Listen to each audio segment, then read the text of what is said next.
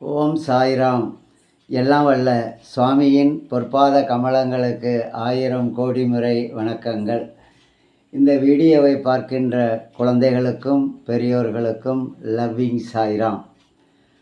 அதாவது நம்முடைய உயர்வு நம்முடைய முயற்சியே. நாம் நன்கு முயற்சி செய்தால்தான் நமக்கு உயர்வு வரும் என்பதற்கு சுவாமி ஒரு கதையினை கூறுகின்றார். அந்த கதையினை இப்போது பார்ப்போமா? ஒரு ஊரிலே ஒரு பிளே கிரவுண்டு, விளையாட்டு மைதானம். அதில் 4 மாணவர்கள் விளையாடி கொண்டிருக்கின்றார்கள். விளையாடிட்டு இருட்டாயிருச்சு, எல்லாரும் வீட்டுக்கு கிளம்புறாங்க. அப்போ அவங்க அப்படியே மைதானத்துலேருந்து நடந்து வரும் பொழுது ஒரு இடத்துல ஒரு சத்தம் கேட்குது. என் சத்தம் உங்களுக்கு கேட்கலையா? என்னைய வெளியே எடுங்க. என் சத்தம் உங்களுக்கு கேட்கலையா? என்னைய வெளியே எடுங்கன்னு ஒரு சத்தம் கேட்குது. உடனே அவங்க கொஞ்சம் பயந்தாலும் தைரியமாக என்ன பண்ணுறாங்க, அந்த சத்தம் வந்த இடத்துல நோண்டினாங்க. ஒரு பளபளன்னு ஒரு விளக்கு வருது. ஒரு விளக்கு, அருமையான விளக்கு. அந்த விளக்குல இருந்து தான் சத்தம் வருது. அந்த விளக்குல இருந்து ஒரு சத்தம் வருது. நான் தான் அலாவுதீன் அற்புத விளக்கு. என்னை வெளியே எடுத்ததற்கு ரொம்ப தேங்க்ஸு. உங்களுக்கு என்னென்ன வேணுமோ கேளுங்க, நான் தர்றேன் அப்படின்னு அந்த விளக்கு சொல்லுது.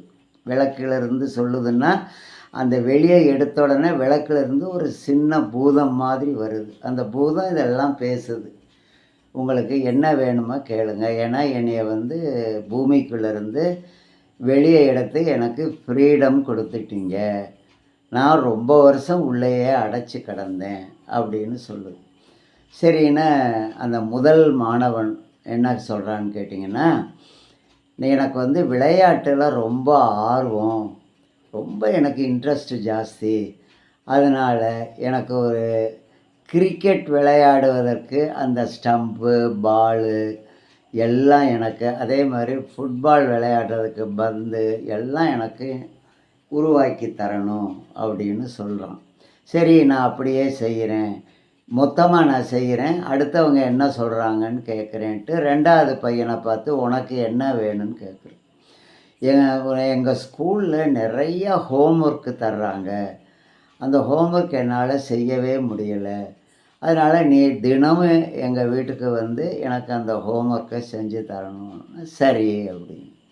சரி, 3வது பையன் பார்த்து உனக்கு என்ன வேணும்னு கேட்குது அந்த சின்ன பூதம்.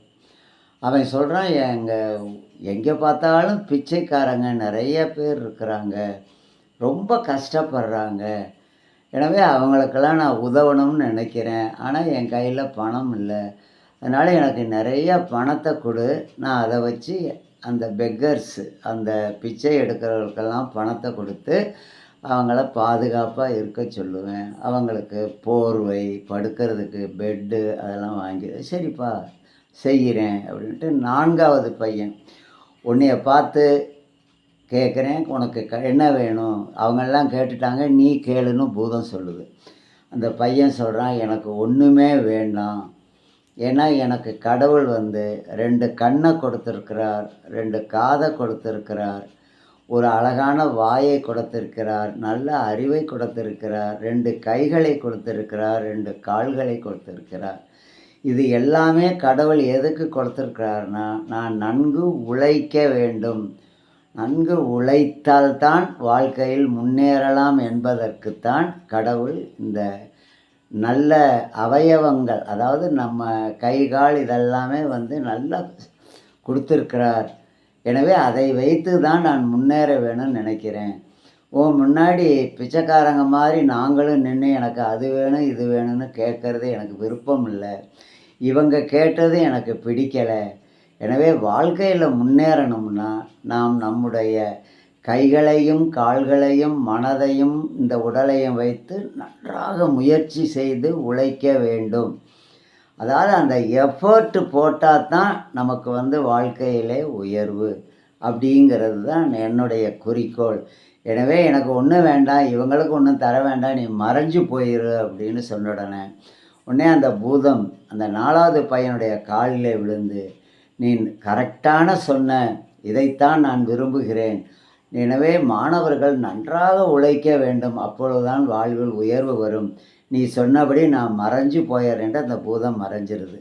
எனவே இந்த கதையிலிருந்து நாம் தெரிந்து கொள்ள வேண்டியது என்னவெனில், நாம் நம்முடைய உடலை வைத்து நன்றாக உழைக்க வேண்டும்.